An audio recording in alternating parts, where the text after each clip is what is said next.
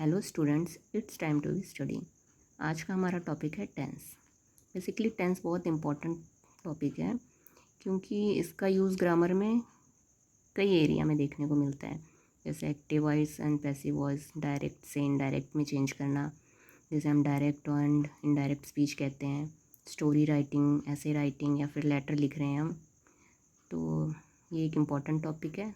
Let's begin. Three types के होते हैं: present tense, past tense, future tense. Tense actually हमें बताता है समय के बारे में, काल के बारे में, यानी कौन सी क्रिया किस समय में हो रही है। प्रेजेंट टेंस वर्तमान काल, पास्ट टेंस भूतकाल एंड फ्यूचर टेंस भविष्य काल। प्रेजेंट टेंस यानी जो हम वर्तमान में कर रहे हैं, जैसे मैं खाता हूँ, हम खा रहे हैं। पास्ट टेंस जो भूतकाल, बीते हुए समय की बात बताता है, जैसे कल हम स्कूल गए थे, रोहन कल सो रहा था। अब फ्यूचर टेंस हमें भविष्य की बात बताता है, कल हम स्कूल जाएंगे या फिर कल हम घूमने जाएंगे, ये चीज़ें। तो हम कह सकते हैं टेंस थ्री टाइप्स के होते हैं, बट हमें इसके टाइप्स भी पढ़ने होते हैं। प्रेजेंट टेंस के 4 टाइप्स, पास्ट के 4 टाइप्स एंड फ्यूचर के 4 टाइप्स। ये प्रेजेंट टेंस के टाइप्स हैं: सिंपल प्रेजेंट टेंस या इसी को ही प्रेजेंट इंडेफिनिट टेंस कहते हैं। Second present continuous tense, third present perfect tense and fourth present perfect continuous tense. इसी तरह इनके भी 4 होते हैं पास्ट के, तो हम इसका नाम इसी की तरह पास्ट इंडेफिनिट टेंस या simple past tense, past continuous, past perfect and past perfect continuous. इसी तरह फ्यूचर टेंस के भी टाइप्स होते हैं: सिंपल फ्यूचर टेंस या फिर future indefinite tense, future continuous tense, future perfect tense and future perfect continuous tense. इस video में मैं आपको सिंपल प्रेजेंट टेंस क्लियर करूँगी, क्योंकि ये थोड़ा लॉन्ग वीडियो हो जाएगी और फिर इतने सारे टेंस हम एक वीडियो में समझना मुश्किल है, तो मैं आपको सिंपल प्रेजेंट टेंस समझाती हूँ।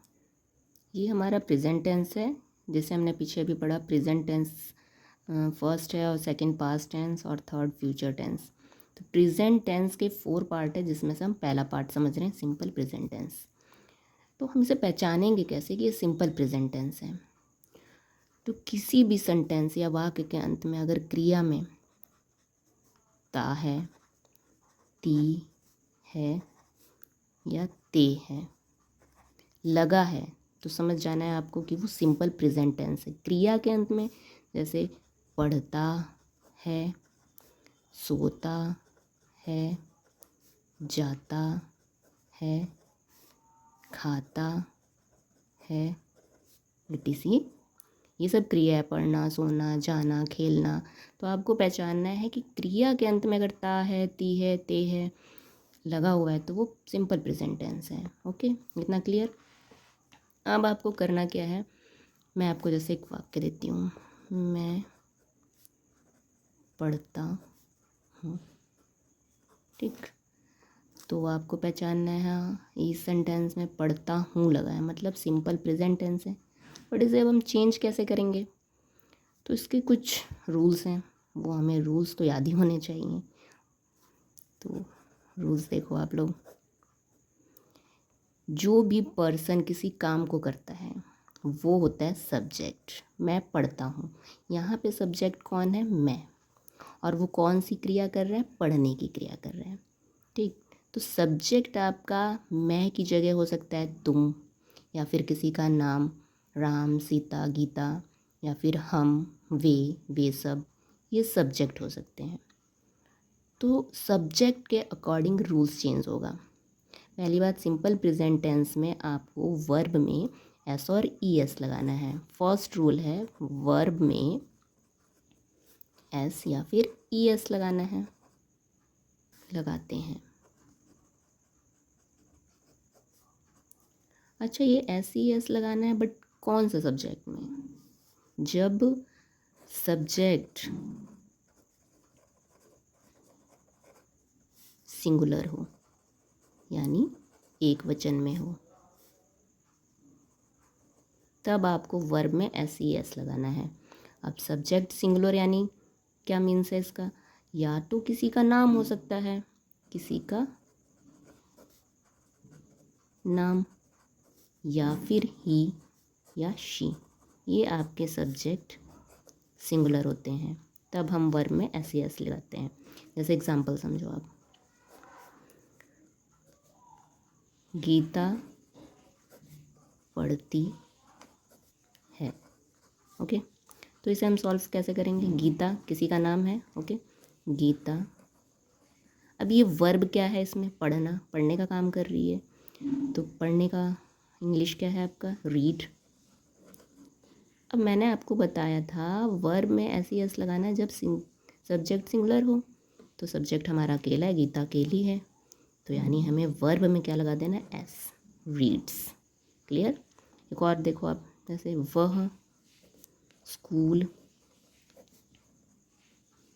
जाता है। अब वह क्या है? जाता है, यानी लड़के की बात हो रही है, तो हम यहाँ पे ही लगाएंगे। और अकेला है लड़का, सिंगुलर है, और इसमें क्रिया क्या हो रही है? जाने का काम कर रहा है वो, तो ही गो। अकेला है इसलिए हम एस और ई एस, तो गो के साथ ई एस लगता है। ही गोज़, कहाँ जाता है? To school. क्लियर हुआ? बट इसका एक और रूल है, सेकंड रूल। फर्स्ट था वर्ब में एस ई एस लगाना है जब सब्जेक्ट सिंगुलर है, बट जब सब्जेक्ट प्लूरल हो तब क्या करना है? प्लूरल में आपका क्या आ सकता है?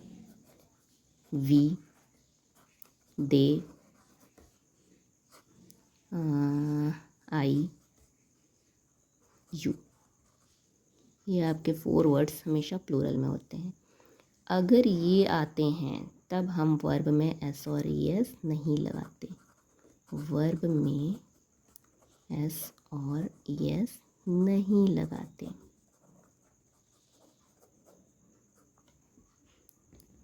ओके, नोट्स, एक नोट्स आप बनाओ।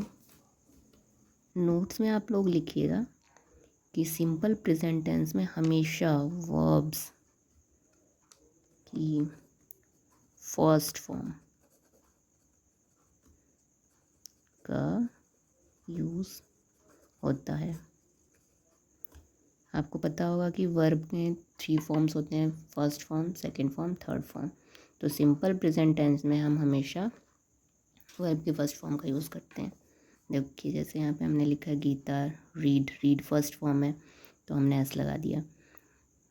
जाना क्रिया है, वर्ब है, गो, गो फर्स्ट फॉर्म है तो हमने एस ई एस लगाया। तो एस और ई एस हमें सब्जेक्ट के अकॉर्डिंग लगाना है और हमेशा फर्स्ट फॉर्म यूज़ करना है। तो मैं आपको कुछ एग्जांपल्स देती हूँ ताकि आप लोगों का क्लियर हो जाए सिंपल प्रेजेंट टेंस। ये है सिंपल प्रेजेंट टेंस के एग्जांपल्स।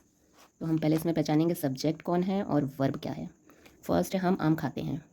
हम आम खाते हैं, आम कौन खा रहा है? हम। तो हम आपका हो गया सब्जेक्ट, और ये वर्ब क्या कर रहा है? खाने का काम कर रहा है, तो ये हो गया क्रिया। सेकंड, मैं घर जाता हूँ।